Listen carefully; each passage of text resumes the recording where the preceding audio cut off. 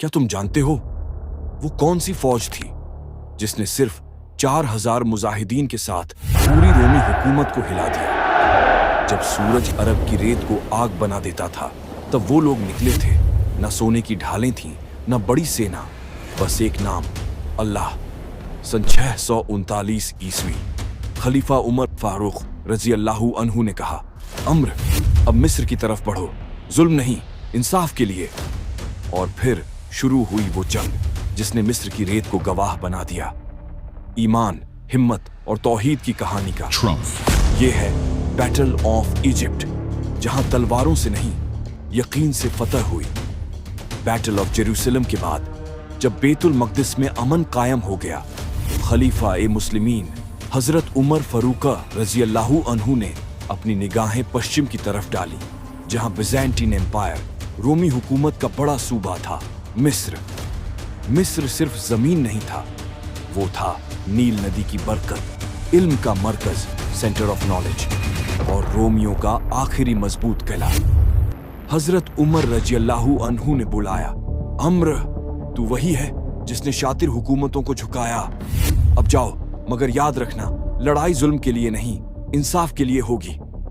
हजरत अम्र बिन आस रजी अल्लाहु अन्हु मुस्कुराए, ए खलीफा, हमारी तलवारें सिर्फ तब उठती हैं जब अल्लाह का नाम बुलाया जाए।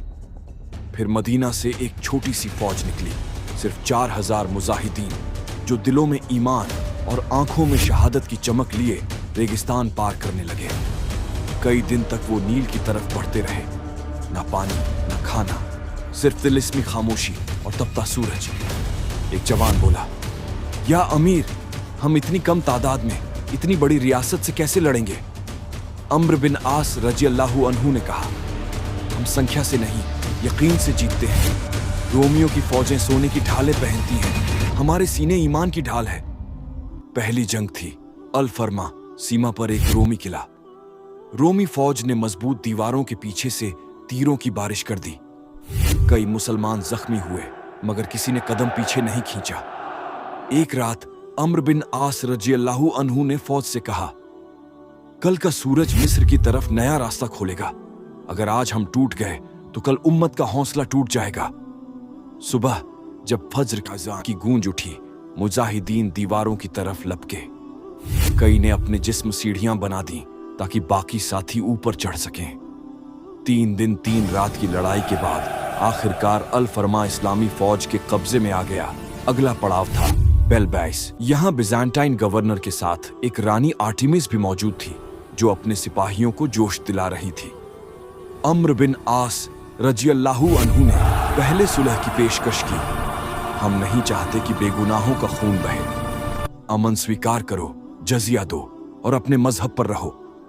मगर जवाब तलवार से दिया गया। 3 हफ्तों तक दोनों फौजें लड़ती रहीं। आखिर में मुसलमानों ने बेलबैस पर कब्जा कर लिया। रानी आर्टेमिस मारी गई और कई रोमी भाग निकले। अब रास्ता था नील नदी का, वो नील जो मिस्र की जान है, मगर दुश्मन ने हर पुल काट दिया था। अम्र बिन आस रजी अल्लाहु अन्हु ने अपनी फौज से कहा, अल्लाह की राह में जो निकला उसके लिए नदियां भी सुलगती नहीं, रास्ता बन जाती है। कहा जाता है फौज ने बिस्मिल्लाह कहकर नील में कदम रखा और उस पार पहुंचने से पहले ही रोमियों के दिलों में डर उतर गया। हिलियोपोलिस यानी एइन शाम्स रोमी हुकूमत का गढ़ था। यहां हजारों रोमी सिपाही जमा थे। घोड़ों की टापें और तलवारों की झंकार आसमान को हिला रही थी। अम्र बिन आस रजी अल्लाहु अन्हु ने अपनी फौज को 3 हिस्सों में बांटा। रात के अंधेरे में उन्होंने पीछे से हमला किया, जबकि सुबह होते ही बाकी फौज ने सामने से धावा बोल दिया। रोमी फौज हक्की बक्की रह गई, क्योंकि उन्हें न ये पता चला कि मुसलमान कितने हैं, न ये कि हमला किस दिशा से हो रहा है।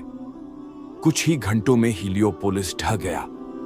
रोमी जनरल थियोडोर भाग निकला और मिस्र का रास्ता इस्लाम के लिए खुल गया।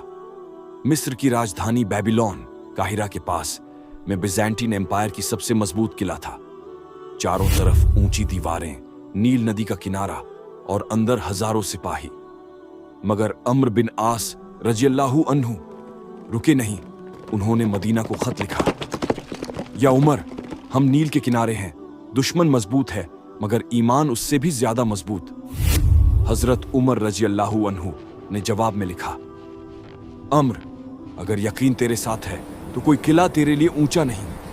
मैं 4000 और मुजाहिद भेज रहा हूं जिनका सरदार होगा जुबैर बिन अव्वाम रजी अल्लाहु अन्हु, वो शेर जो नबी के द्वार में भी जंगे बदर और उहुद में लड़े थे, अब मिस्र की फतह में शामिल हुए।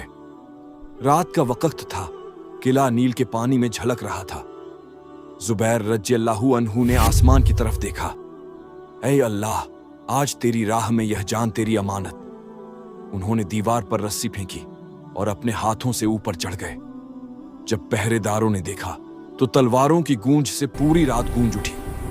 सुबह होते ही मुसलमानों ने दरवाजा तोड़ दिया।